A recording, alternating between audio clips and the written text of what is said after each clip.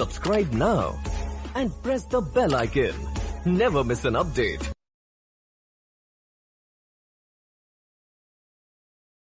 आज हम इस बात पर चर्चा करेंगे कि आपका सप्लायर अगर जीएसटी का भुगतान नहीं करता है तो क्या जीएसटी विभाग आपकी आईटीसी को रोक सकता है। सभी को नमस्कार, मेरे यूट्यूब चैनल में आपका एक बार फिर से स्वागत है।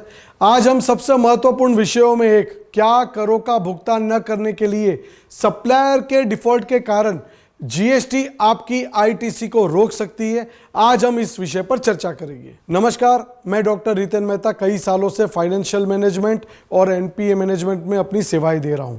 तो चलिए हम चर्चा की शुरुआत करते हैं। आपका सप्लायर अगर जीएसटी का भुगतान नहीं करता है तो क्या जीएसटी विभाग आपकी आईटीसी को रोक सकता है क्या?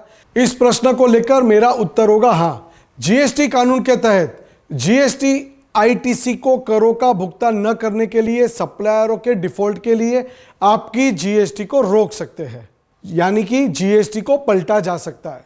भले ही जीएसटीआर 2A स्टेटमेंट के तहत जीएसटी क्रेडिट भी आपको दी गई हो, लेकिन यदि सप्लायर ने जीएसटी भुगतान को मंजूरी नहीं दी या सप्लायर द्वारा की गई किसी भी धोखाधड़ी की वजह से जीएसटी का भुगतान नहीं हुआ है, तो किसी भी तरह की अगर धोखाधड़ी हुई है और आपकी जीएसटी उलट दी जा सकती है। यदि आपने जीएसटी का भुगतान नहीं किया है तो आपके पास जीएसटी का भुगतान करने के लिए क्रेडिट भी नहीं है, तो जीएसटी का विभाग वसूली के विकल्प को अपना सकता है।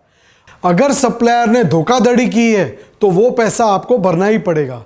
अगर आपने सप्लायर ने क्रेडिट भी दी है लेकिन धोखाधड़ी की है तो वो पैसा आपको भरना पड़ेगा। वैसे जीएसटी विभाग के पास जीएसटी का भुगतान करने में विफल रहने पर किसी भी सप्लायर से जीएसटी राशि वसूलने का पूरा अधिकार है, लेकिन सप्लायर के पास अगर पैसा नहीं है तो क्या होगा? यूं कि जीएसटी हमारे देश में एक नया कानून है, इसलिए देश के लोगों को इसका कुछ लाभ होना चाहिए। जीएसटी पोर्टल को इस तरह से तैयार किया जाना चाहिए कि वह खरीदारों की सुरक्षा करे। यदि हम वर्तमान जीएसटी पोर्टल पर नजर डालें तो पाते हैं कि जीएसटीआर 2A स्टेटमेंट के तहत क्रेडिट मिलने के बाद भी खरीदार सुरक्षित नहीं है। वैसे मद्रास कोर्ट के करंट जजमेंट खरीदारों के पक्ष में आया है। फैसले के अनुसार जीएसटी विभाग को सप्लायर से जीएसटी की वसूली पर ध्यान केंद्रित करना चाहिए, ना कि खरीदारों को निशाना बनाना चाहिए। वो खरीदारों के लिए एक ऐतिहासिक निर्णय है, लेकिन यहां पर भी एक बात तो लागू होती है कि अगर सप्लायर के पास कुछ है ही नहीं तो वो खरीदार को भी शिकंजे में ले सकते हैं। विभाग की इस कार्रवाई से यह बात सामने आती है कि खरीदार सुरक्षित नहीं है।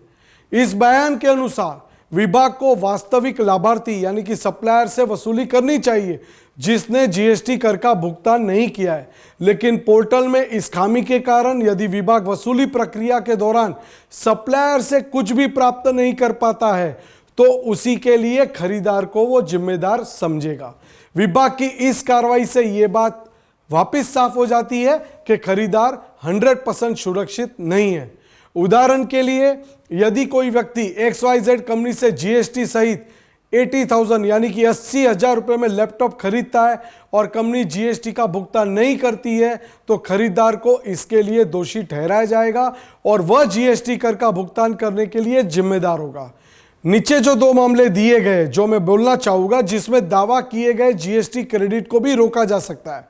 सप्लायर द्वारा दावा किया गया क्रेडिट और साथ ही खरीदार को दिया गया क्रेडिट, सप्लायर द्वारा भुगतान न करने पर जीएसटी रोक दी जाएगी। यदि किसी धोखाधड़ी में शामिल होने के कारण सप्लायर का क्रेडिट बंद हो जाता है तो उसी तरह खरीदार का क्रेडिट भी बंद हो जाएगा। वैसे एनुअल रिटर्न के बाद अगर आपको क्रेडिट मिल जाती है तो खरीदार को सुरक्षित माना जाता है। यहां पर भी एक पैच है, अगर 1 साल 2 साल या 3 साल के बाद अगर कोई बात सामने आती है कि किसी भी ट्रांजैक्शन में सप्लायर ने अपनी परचेज में कोई फ्रॉड किया है तो वो आपके लिए मुसीबत बन सकती है। इसके लिए बचाव का सही तरीका यह है कि खरीदार को अपना काम एक प्रतिष्ठित कंपनी से ही करना चाहिए जो समय पर अपना जीएसटी का कर चुकाती है। खरीदारों के पक्ष में जीएसटी पोर्टल में कुछ बदलाव किए जाने चाहिए क्योंकि वह नेक इरादे के बावजूद 100% सुरक्षित नहीं है। मुझे उम्मीद है इससे आपको सप्लायर कंपनी द्वारा समय पर जीएसटी कर का भुगतान करने का महत्व समझ में आएगा। अगले वीडियो के लिए हमारे साथ बने रहे और अगर आपको वीडियो अच्छा लगा हो तो लाइक, कमेंट और शेयर भी करें और नियमित अपडेट के लिए बेल आइकन को सब्सक्राइब और हिट करना ना भूलें।